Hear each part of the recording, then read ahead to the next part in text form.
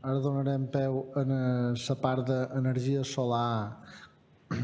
tant fotovoltaica com tèrmica, que pràcticament és l'energia que s'està imposant en els edificis. De 2006 sabeu que és obligatori la tèrmica i la fotovoltaica pràcticament ja comença a ser un estàndard. Per tant, ara ens xerrarà d'aquest tema en Alberto Jiménez Martín, ingeniero industrial, jefe del Departamento Técnico de Formación y Soporte de Base y Calefacción. Juan vulguis, ¿quieres? Bueno. Buenas tardes a todos.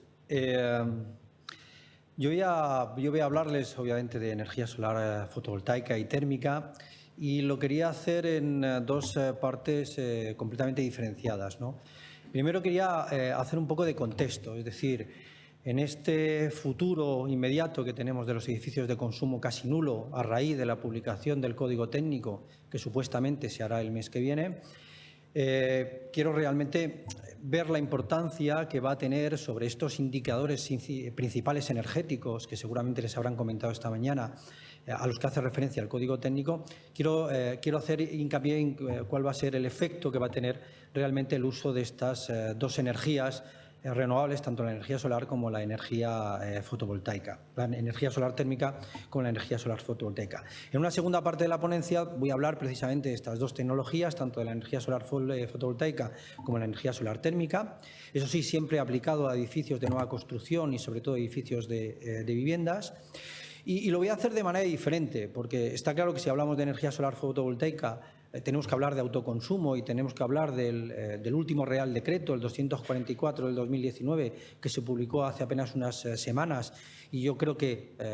realmente abre el camino para la instalación de estos tipos este tipo de instalaciones de autoconsumo con energía solar fotovoltaica. Y por otro lado hablaremos también de la energía solar térmica, pero lo haremos desde un punto de vista de qué ha pasado, ¿no? Darle un poco de explicación a cómo puede ser que una energía, una tipología de instalaciones que ha sido obligatorio desde la aparición del Código Técnico en el año 2007, pues haya caído tanto en desuso y sobre todo haya caído tanto en una mala fama o en una mala praxis, yo diría, por parte de instaladores y sobre todo de mantenedores, y cómo puede ser que esto haya acabado en que, pues, a fecha de hoy, la energía solar térmica en el sector de la construcción no es una tecnología demasiado bien vista, ¿no? Y nosotros, como fabricantes, entre otras cosas, de equipos de energía solar térmica, estamos muy por la labor de defender esta tecnología, porque creemos que realmente puede reducir mucho las emisiones y los consumos energéticos de los edificios de nueva construcción. Este es un congreso en el que se habla de edificios de consumo casi nulo. Ya se ha dicho hasta la saciedad, pero lo repito, es decir, un edificio de consumo casi nulo viene a ser un edificio que consume poca energía, que la poca energía que consume la consume de manera eficiente, y también es un edificio que consume muchas energías renovables. Ya saben que la definición de los edificios de consumo casi nulo en nuestro país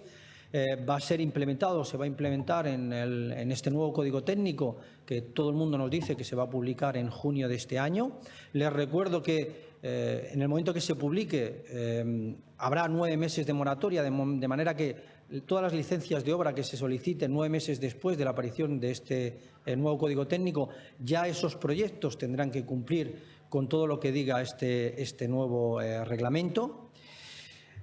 Ya les han explicado, y además justamente un ponente antes que yo ha presentado una transparencia muy parecida a la mía. Ya les han enseñado cómo va a ser la configuración de este nuevo Código Técnico. La estructura se parece mucho a la estructura del Código Técnico anterior, es decir, este documento básico de ahorro y eficiencia energética va a tener 6 apartados, desde la HE0 hasta la HE5. Aunque se mantiene la estructura, cambian radicalmente los requerimientos o las exigencias que se hacen sobre los edificios. Ya les han explicado, pero se lo recuerdo, que hay principalmente 2 grandes indicadores energéticos que hay que cumplir: el consumo de energía primaria total y el consumo de energía primaria no renovable del edificio. Y luego hay una serie de añadidos o de calidades mínimas que se exigen tanto a la envolvente del edificio como a las instalaciones específicas, más específicas de todo el edificio. Se habla de aislamientos mínimos, se recupera la K sub G, aquel coeficiente de transmitancia global de todo el edificio. se regula o se controla la radiación solar que entra por las ventanas, sobre todo en los meses de verano. Por fin tenemos un código técnico que hace alusión a uno de los grandes problemas energéticos o de climatización de nuestras viviendas, y es que no solamente pierden calor en invierno y pasamos frío, sino que en España también necesitamos mucha refrigeración en verano debido, entre otras cosas, a la radiación solar que entra por las ventanas. También en la H2 se hace mención al RITE, a las instalaciones térmicas. En la H3 se obliga a que las instalaciones de iluminación tengan una eficiencia mínima, y la H4 y la H5 son las partes de este documento básico que introducen la obligación de añadir instalaciones de energías renovables tanto en la producción de agua caliente sanitaria, que es el caso de la H4, como energía solar fotovoltaica en los edificios terciarios de gran superficie. Hasta ahora, cuando hablábamos del flujo energético de una vivienda, siempre hablábamos de la demanda. De hecho, el anterior código técnico nos obligaba a reducir la demanda energética, es decir, las necesidades que teníamos tanto en calefacción como en refrigeración, como en producción de agua caliente sanitaria.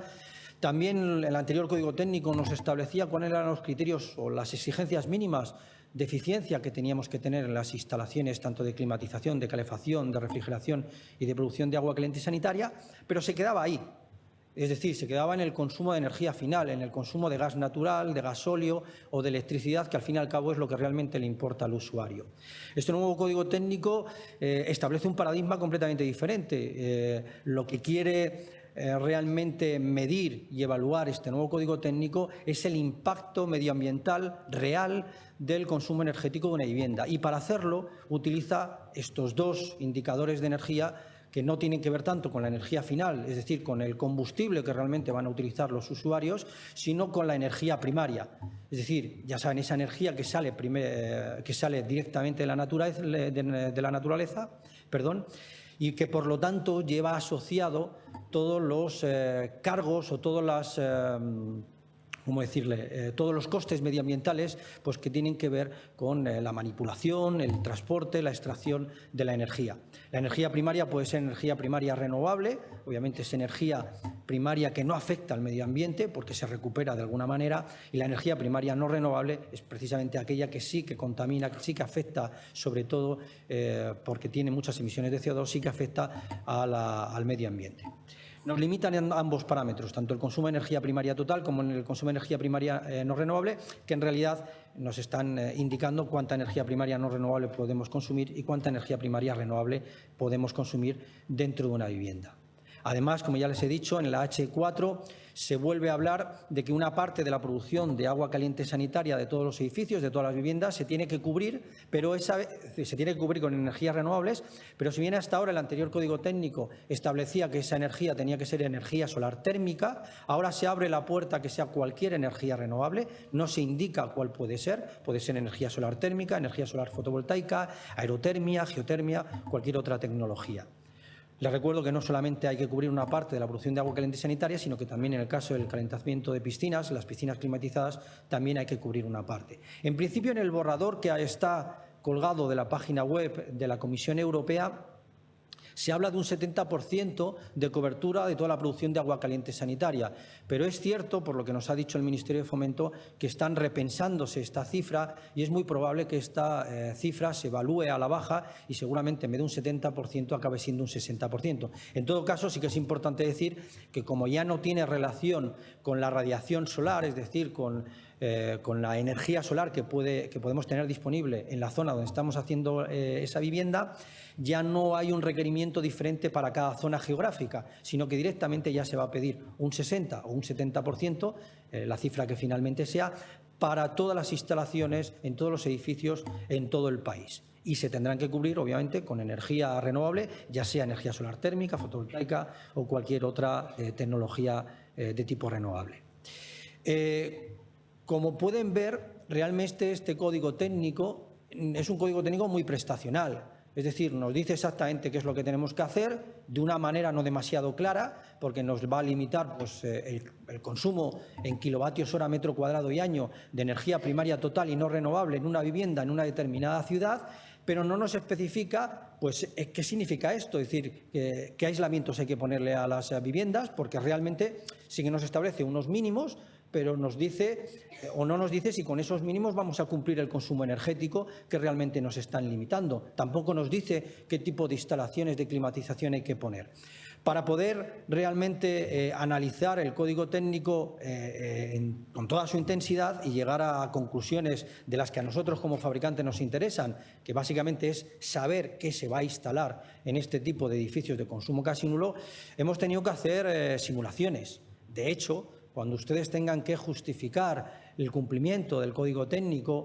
conforme a este nuevo documento básico que aparecerá en junio, van a tener que hacer simulaciones térmicas de los edificios donde precisamente, igual que nosotros hemos hecho, pues con los aislamientos que le han puesto a sus edificios, con las instalaciones que tienen previstas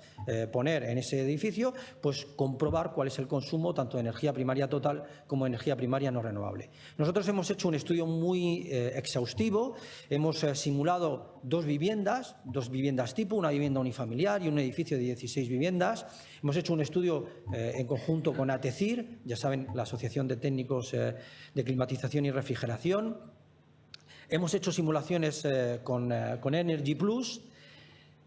que ya saben que es un programa de simulación térmica muy sofisticado, también muy duro de utilizar, pero que da resultados realmente muy buenos y además muy concretos. ¿Y qué es lo que hemos hecho? Pues estos dos edificios diferentes en varias ciudades de toda España con diferentes climatologías, los hemos simulado con 4 condicionantes diferentes. Hemos puesto mucho aislamiento, que son el primer grupo, la primera columna de datos que ven justamente aquí a la izquierda, tanto en la parte superior, que es el consumo de energía primaria total, como en la parte inferior, que es el consumo de energía primaria no renovable. Hemos hecho un segundo bloque de simulaciones con los aislamientos mínimos que pide la norma, para ver si con esos aislamientos mínimos se podía cumplir o no. Hemos hecho también otro bloque de simulaciones poniendo vidrios especiales en las ventanas para ver de qué manera podía impactar esto de la ganancia solar o el recalentamiento de las viviendas por la radiación solar que entra por las ventanas durante los meses de verano. Y por último, hemos hecho otro bloque de simulaciones incluyendo recuperadores de calor en la ventilación, porque nos hemos dado cuenta enseguida de que realmente se van a reducir tanto los consumos energéticos de las viviendas, de manera que realmente el consumo principal o la fuente principal de pérdida de calor o de frío en una vivienda va a ser precisamente debida a la propia ventilación de la vivienda. Además, en cada bloque de simulaciones hemos hecho los cálculos de energía primaria total, que es la gráfica de arriba, y de energía primaria no renovable, que es la gráfica de abajo. Lo hemos hecho para 4 instalaciones diferentes. Todas las barritas azules que pueden ver ahí de datos son instalaciones con calderas de gas, energía solar térmica y máquinas de aire acondicionado para dar refrigeración en verano. Las barras rojas son equipos de aerotermia, máquinas de aerotermia, bombas de calor, aire, agua, para dar todo, calefacción, refrigeración y agua caliente sanitaria. El bloque verde o los bloques verdes son los datos de las simulaciones de instalaciones con aerotermia más energía solar térmica. Por último, el bloque morado o los bloques morados de datos son instalaciones con máquinas de aerotermia y energía solar fotovoltaica. Hemos simulado todo esto y hemos puesto en cada una de las provincias, en cada una de las instalaciones, los límites establecidos por este nuevo código técnico y podíamos ver cuál cumplía o no cumplía. En el momento que en cualquiera de los bloques de datos uno de las dos barras, o bien la de energía primaria no renovable o la de energía primaria total, se subiera por encima del límite para esa zona, pues obviamente ese tipo de instalación con ese edificio no valía. Obviamente los resultados que hemos obtenido de este estudio son inmensos y podríamos estar hablando toda la tarde sobre qué hemos obtenido, pero una de las conclusiones más importantes, que es la que les quería enseñar con estas gráficas, es que el hecho de que en cualquier instalación añadamos energía solar térmica o energía solar fotovoltaica hace reducir el consumo de energía primaria no renovable, obviamente, radicalmente en ese edificio. Y podemos hacer que una instalación que no cumpliera, porque no tiene aislamiento suficiente o porque la eficiencia del sistema no es lo suficientemente alta, el hecho de añadirle esa instalación de energía solar térmica o fotovoltaica sí que puede hacer que cumpla con las exigencias de consumo de energía primaria total y no renovable que establece este nuevo Código Técnico de la Edificación. Esta sería un poco la parte, una parte en la que yo les quería poner en contexto de que realmente el futuro de estos edificios de consumo casi nulo, el futuro de este nuevo Código Técnico de la Edificación, hace que las energías solar, tanto solar térmica como solar fotovoltaica, realmente sean muy importantes y puedan llegar a ser muy importantes en ciertas zonas o con cierto tipo de edificaciones o de construcciones. Si ahora hablamos de energía solar fotovoltaica, como les he dicho al principio, obviamente tenemos que hablar del Real Decreto 244/2019, que se publicó hace tan solo unas semanas, que ahora ya sí establece o pone las bases para que realmente las instalaciones de autoconsumo, las instalaciones de energía solar fotovoltaica con autoconsumo, sean auténticamente una realidad. No sé si se han leído este Real Decreto. Yo les quería hacer un pequeño resumen brevemente de lo que hace o por lo menos de lo que permite o lo que nos va a permitir hacer este nuevo Real Decreto. Este Real Decreto establece dos tipologías diferentes de instalaciones en autoconsumo. Una serían las instalaciones sin excedentes de energía, es decir, instalaciones de energía solar fotovoltaica en las cuales toda la producción fotovoltaica se queda dentro de la instalación que está autoconsumiendo esa producción.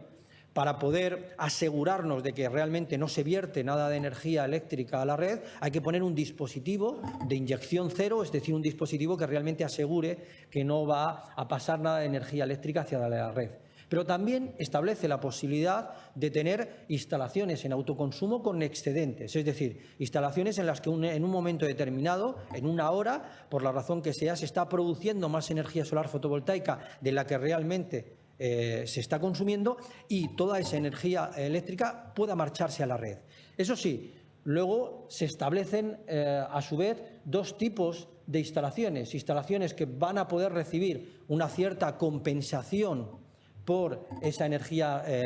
eléctrica que se vierte a la red. Fíjense que digo compensación y no hablo de balance neto, porque no nos van a devolver 1 kilovatio hora de energía eléctrica por cada kilovatio hora que nosotros vertamos a la vez, pero bueno, por lo menos algo sí que nos van a poder compensar. Y luego existe también la posibilidad, aunque no tiene mucho sentido, de verter energía eléctrica a la red, pero no recibir ninguna compensación por ello. En las instalaciones con autoconsumo sin excedente, básicamente la instalación, desde el punto de vista técnico, es una instalación muy simple, muy sencilla. Es una instalación con paneles solares fotovoltaicos, con los elementos que hacen falta para transformar la energía eléctrica que se produce en forma de corriente continua en los paneles solares y se tiene que convertir, obviamente, en energía alterna, en energía eléctrica alterna de 50 hercios de frecuencia, que es la compatible con la red. Esa instalación se conectará en el interior de la vivienda, de manera que toda la energía eléctrica que se produzca en los paneles solares fotovoltaicos se consumirá en la propia vivienda y si algo de esa energía producida no se consume dentro de la vivienda, hay un dispositivo que evitará que esa energía eléctrica salga fuera de la red. ¿De acuerdo? Esos dispositivos normalmente lo que hacen es, en el momento que detectan que hay energía eléctrica que está saliendo hacia la red, una de dos, o desconectan las placas fotovoltaicas o modulan el funcionamiento de su inversor para que trabajen con un rendimiento peor, con menos producción de potencia y, por lo tanto, se acomoden al consumo que tenga la vivienda en ese momento. Importante decirles que no necesitamos instalar ningún contador adicional en la vivienda, sino que con el contador bidireccional que ya tienen todas las viviendas, en principio no es necesario instalar un segundo contador. Las instalaciones en autoconsumo con excedentes es exactamente lo mismo, lo que pasa que es todo muchísimo más sencillo porque ahora no hay que poner ningún dispositivo de antivertido de energía a la red. Ven que aquí aparece entre paréntesis un segundo contador que ahora les explicaré. Ese segundo contador solamente hay que instalarlo en el caso de instalaciones en autoconsumo colectivas, porque eso es otra de las cosas que ha modificado este Real Decreto, y es que ahora no solamente podemos tener una instalación individual en autoconsumo, sino que podemos tener una instalación colectiva. Es decir, un edificio de viviendas puede tener un campo de paneles solares, 12, 13, 14, 16 paneles solares fotovoltaicos funcionando y que funcionen en autoconsumo para cada uno de los vecinos, cada uno de los usuarios de ese edificio. En ese caso, en las instalaciones colectivas en autoconsumo, aparte de tener los contadores bidireccionales de cada uno de los vecinos, habrá que tener un contador para contabilizar la producción fotovoltaica. Ese contador lo va a leer la empresa comercializadora y va a dividir la energía producida en cada momento de manera fija, con un coeficiente de reparto fijo hora a hora, entre cada uno de los vecinos, de manera que es como si ellos realmente tuvieran una porción fija cada hora de la producción eléctrica fotovoltaica que se ha producido en la instalación comunitaria. Ese coeficiente de reparto fijo se tiene que establecer por acuerdo entre la propia comunidad de propietarios, que si bien no llegan a ningún acuerdo, el Real Decreto ya establece una fórmula para calcular este coeficiente de reparto que básicamente es proporcional, o va a ser ese coeficiente de reparto proporcional a la potencia instalada por cada uno de los vecinos. Es decir, el que tenga más potencia contratada pues tendrá acceso a un coeficiente de reparto superior que uno que tenga contratada una potencia inferior. Aunque, repito, si por acuerdo se llega en la comunidad de propietarios se llega a otro tipo de acuerdo, el Real Decreto deja perfectamente abierta la posibilidad que se pueda hacer así. Y luego, por último, y esto yo diría que es casi lo más importante de este Real Decreto establece que para instalaciones de menos de 100 kilovatios sin excedente de energía a la red, es decir, con ese kit de inyección cero, no hacen falta ni avales ni necesidad de pedir permisos de accesos y conexiones, ni tampoco es necesario darse de alta en el registro de productores de energía eléctrica. Estos serán hándicap, o mejor dicho, barreras burocráticas que realmente hacían muy incómoda, por no decir a veces imposible, la conexión real de estas instalaciones en autoconsumo. En el caso de las instalaciones de menos de 15 kilovatios, todas estas excepciones de no tener que pedir avales o permiso de acceso y conexión son también para instalaciones aunque tengan excedente a la red. Es decir, que igual me he liado un poco al explicarlo. Todas las instalaciones de menos de 100 kilovatios, tengan o no tengan excedente a la red, no necesitan pedir ni avales ni permiso de acceso y conexión, y tampoco las instalaciones de menos de 15 kilovatios. Las instalaciones de menos de 15 kilovatios ya tengan excedentes o no tengan excedentes a la red, no tienen que pedir permisos ni tener avales. ¿De acuerdo? Por último, si hablamos un poquito desde el punto de vista más técnico de qué es una instalación fotovoltaica, ya saben que las instalaciones o los paneles solares fotovoltaicos están basados en el efecto fotovoltaico, que tiene que ver con unas láminas de silicio que con un tratamiento, un dopaje especial en una de sus caras diferente a la de otra de sus caras, cuando reciben radiación solar por una de las caras, se produce una diferencia de potencial, un voltaje entre la cara que recibe la luz y la cara que no recibe la luz, y de esa manera, si cerramos el circuito con algún circuito consumidor, vamos a producir una corriente eléctrica que es lo que nos va a dar lugar a esa generación eléctrica fotovoltaica. Estas células normalmente son células de silicio, que las hay básicamente en tres configuraciones diferentes: células de silicio monocristalino, policristalino y amorfo. Básicamente tienen que ver con la pureza en la producción de esa piedra, de ese cristal de silicio. Cuanto más puro es, obviamente, cuando es un solo cristal, el rendimiento que obtenemos es superior, lo que pasa que también el coste de la célula es mucho más alto. Por eso, lo más habitual en el mercado es utilizar células policristalinas, que son las que, manteniendo todavía un rendimiento bastante alto, pues tienen un coste, una relación coste-eficiencia, yo diría que la más óptima de las tres configuraciones. Las células fotovoltaicas se configuran en paneles solares, se interconectan unas células con otras a través de unos hilos de plata que van comunicando la parte superior con la parte inferior de la célula siguiente. Todas las células obviamente se ponen en un sustrato normalmente plástico para que tengan cierta consistencia metálica. Se les pone un vidrio por la parte superior para aislarlos de todas las inclemencias medioambientales y se les añade también un cerco de aluminio, bueno, pues para que aquello tenga consistencia mecánica y que además haga que sea toda la estructura aislada, sobre todo para que no entre la humedad y la humedad y el agua del exterior. Todas las instalaciones, todos los paneles solares fotovoltaicos producen energía eléctrica en forma de corriente continua. Para poder transformar esa corriente continua en corriente alterna necesitamos otro elemento que es imprescindible en todas las instalaciones en autoconsumo de energía solar fotovoltaica, que son los inversores, que son los que cogen la corriente continua y la transforman en corriente eléctrica, y de esa manera ya podamos directamente conectarnos a la red eléctrica, que es una red que funciona, ya saben, en corriente alterna. Existen incluso paneles solares que ya llevan incorporado su propio microinversor, de manera que un solo panel solar, con sus dos cables que sobresalen, directamente en el momento que lo ponemos al sol, ya produce corriente alterna, de manera que la instalación de estos equipos, se pueden imaginar, es increíblemente fácil y de una manera muy sencilla se pueden incorporar a cualquier instalación. ¿Cómo acoplamos estas instalaciones de producción fotovoltaica con las instalaciones térmicas? Porque fíjense que en las instalaciones de autoconsumo fotovoltaico, uno de los criterios más importantes que vamos a tener que tener a la hora de diseñarlas es que la mayor parte, por no decir el 100% de toda la energía solar fotovoltaica que se produzca, debe ser autoconsumida, porque no sale a cuenta. Les explico por qué. Antes les he dicho que existe la posibilidad, sobre todo en instalaciones de menos de 15 kilovatios, de poder exportar energía eléctrica, es decir, que nos compensen de alguna manera por la energía eléctrica que nos sobra en un momento determinado. El problema es que esa compensación, como les he dicho antes, no es kilovatio hora a kilovatio hora. Van a valorar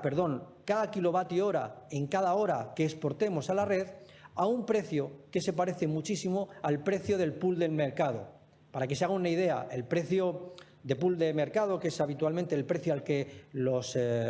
consumidores mayoristas compran energía eléctrica en el mercado de electricidad, es un precio que de media suele estar a unos 4 céntimos el kilovatio hora.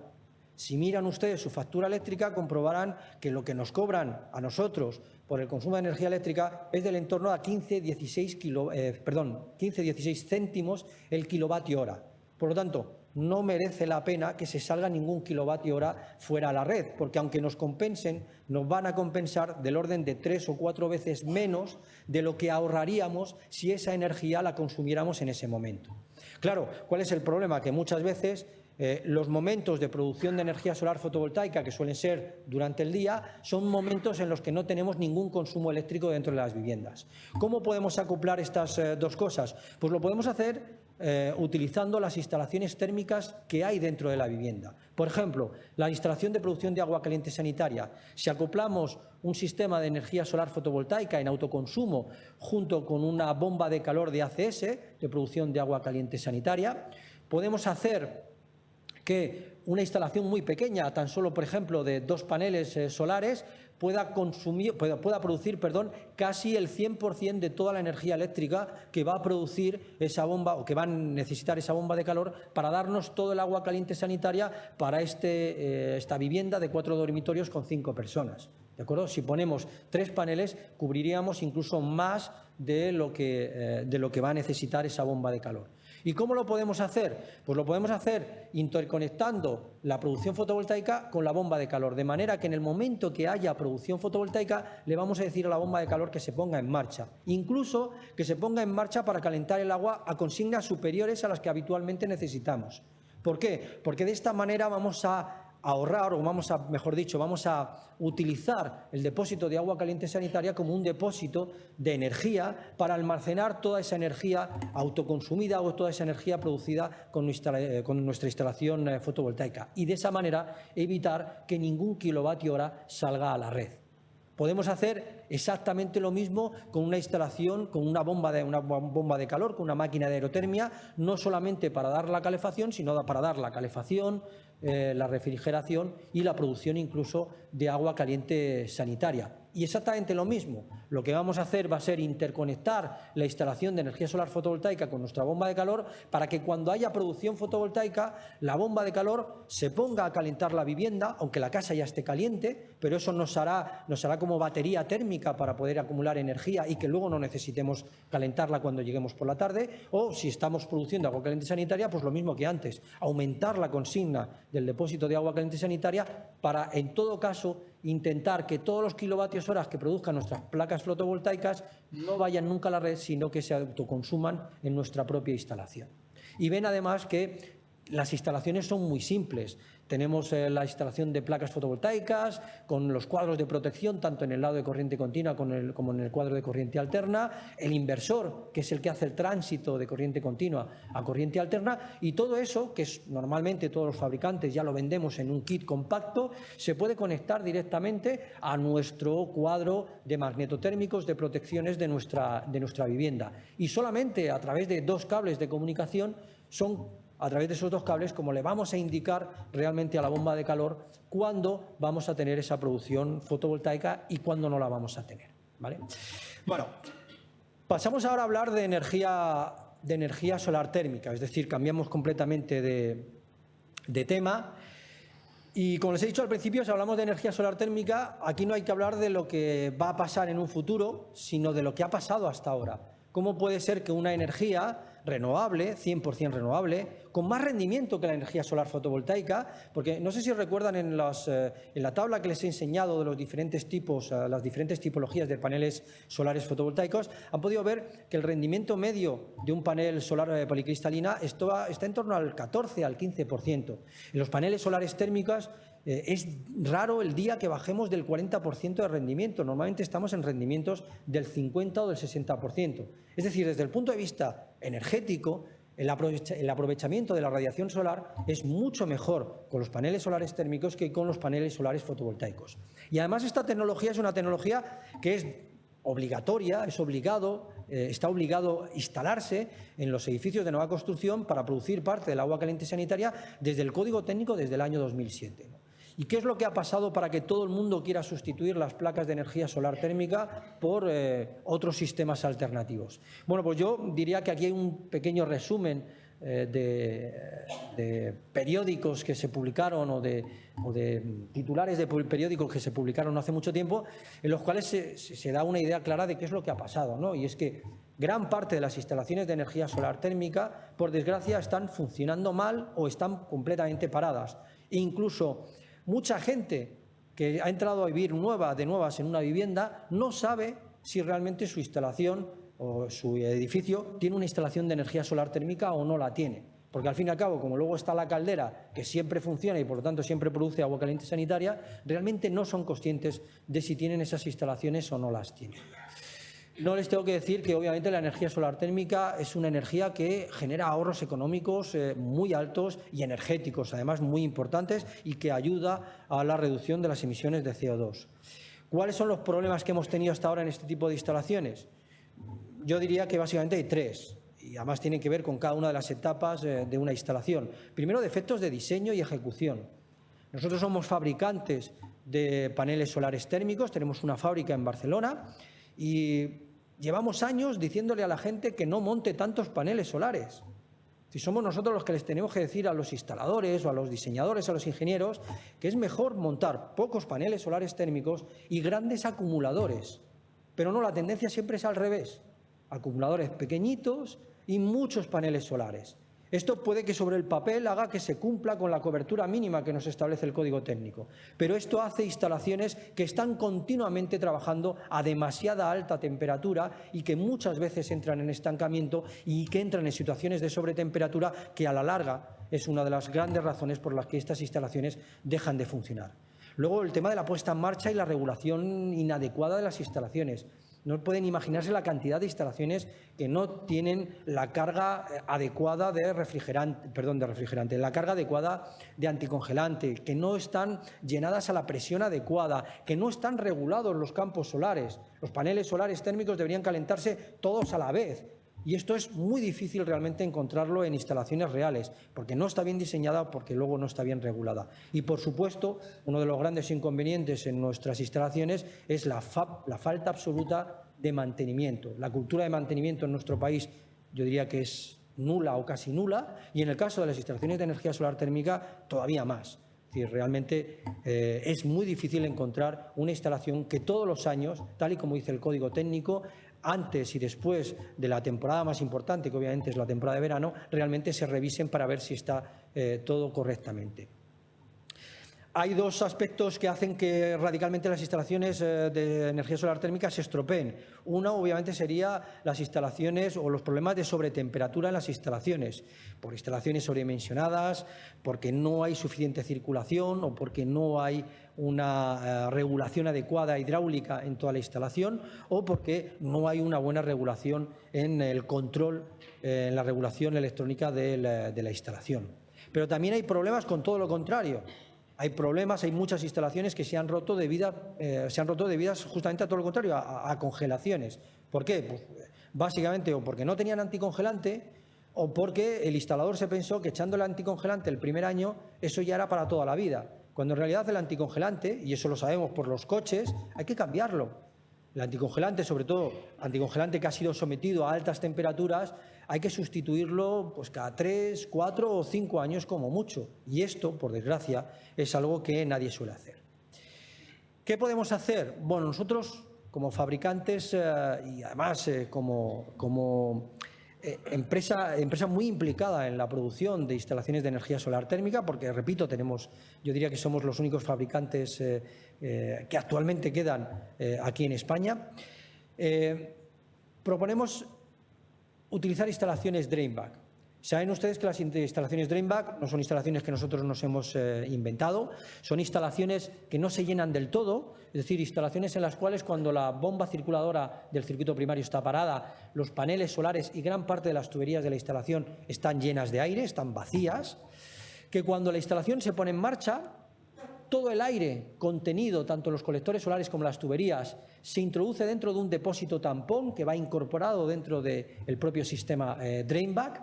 Y, bueno, obviamente que en el momento que bajamos todo el aire que hay contenido en los paneles solares, lo bajamos a este depósito pulmón, ya estamos cerrando el circuito, es decir, ya tenemos líquido en el resto de la instalación y podemos transmitir toda la energía térmica que se va produciendo en los paneles solares al depósito acumulador. Cuando el depósito acumulador ya está caliente, la bomba se vuelve a parar y obviamente la bolsa de aire sube ella sola hacia arriba, de manera que se vuelven a vaciar los paneles solares y de esa manera los paneles solares vacíos no tienen tantos problemas de sobretemperatura ni tienen problemas, por supuesto, de congelación durante el invierno. Esto es algo que, repito, no nos hemos inventado nosotros, se lleva utilizando mucho tiempo, pero se lleva utilizando sobre todo en instalaciones domésticas y nosotros lo que proponemos es hacerlo en instalaciones de gran superficie. Hemos llegado incluso a hacer instalaciones drainback en instalaciones de hasta 150 metros cuadrados de paneles solares, con unos equipos que además incorporan todos los elementos de la instalación, que además, si los comparamos con las instalaciones sobrepresionadas, una instalación sobrepresionada tiene que tener válvula de seguridad, vaso de expansión, un sistema de disipación de calor precisamente para evitar las situaciones de sobretemperatura, purgadores de aire, porque en el momento que haya un poquito de aire en este tipo de instalaciones ya la instalación no funciona, y todo esto lo podemos sustituir con un equipo drainback, repito, de gran superficie que puede admitir hasta 150 metros cuadrados de paneles solares, que directamente lo tiene todo incorporado en su interior, de manera que de una manera mucho más sencilla y con instalaciones mucho más simples podemos hacer instalaciones que sobre todo sean seguras, porque desde el punto de vista de roturas por sobretemperatura o por congelación van a ser van a estar muchísimo más protegidas. Eso sí, como todo, como siempre en todos los aspectos más técnicos, siempre hay pros y contras. Los contras de este tipo de instalaciones es que hay que hacer las instalaciones correctamente. Tiene que haber unos límites de altura entre los equipos drainback y los paneles solares, unas inclinaciones mínimas en las tuberías, una disposición de las tuberías muy determinada, es decir, no se pueden hacer, por ejemplo, este tipo de figuras en las tuberías que formarían sifones y que harían, obviamente, que el aire no entrase dentro de los paneles solares. Hay que, por supuesto, que seguir equilibrando hidráulicamente todas las instalaciones, porque no dejan de ser instalaciones de energía solar térmica con muchas baterías de paneles solares, y la única manera de equilibrar hidráulicamente todas esas instalaciones es por medio de válvulas de regulación de caudal. Es una solución, obviamente no es la única solución, hay más alternativas, pero un poco lo que les queríamos mostrar era precisamente el problema que tenemos con las instalaciones de energía solar térmica, hacer un alegato a favor de esta tecnología porque creemos que realmente puede marcar todavía en gran medida el futuro de los edificios de nueva construcción, sobre todo los edificios de viviendas, y bueno, proponerles una solución a estos grandes problemas como pueden ser estos sistemas Dreamback de gran superficie. Y ya con esto termino, ya no tengo nada más, con lo cual, muchas gracias.